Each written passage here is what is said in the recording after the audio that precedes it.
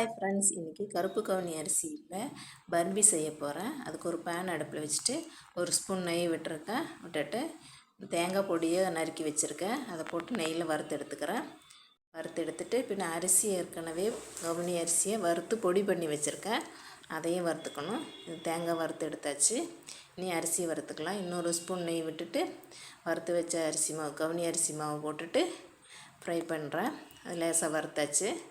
வறுத்து எடுத்துட்டு வச்சுட்டேன். நான் கொஞ்சம் முந்திரி பருப்பு எடுத்து வச்சுருக்கேன். அதையும் போட்டு வறுத்து எடுத்துக்கலாம்.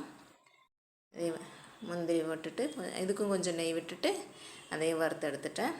இனி ஒரு கப் அரிசி மாவுக்கு 1.5 கப் சர்க்கரை எடுத்துருக்கேன். அதை விட்டுட்டு பாவு காய்ச்சிக்கலாம். கொஞ்சமாக தண்ணி விட்டுட்டு பாவு காய்ச்சிக்கலாம். சர்க்கரை கரைஞ்சிருச்சு. கொஞ்சம் ஏலக்காய் பொடி போட்டு ஒரு ஸ்பூன் நெய்யும் விட்டுருக்கேன். விட்டுட்டு இந்த அரிசி மாவும் தேங்காயும் கொட்டி இது கிளறிக்கலாம். கட்டி விடாமல் நல்லா கிளறணும்.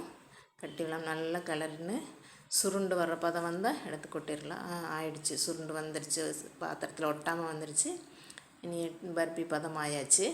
இனி எடுத்து பிளேட்டில் கொட்டிக்கலாம். ஏற்கனவே நெய் தடவி வச்சுருக்க பிளேட்டில் அதில் கொட்டிக்கிட்டு பர்பி துண்டு போட்டுக்கலாம்.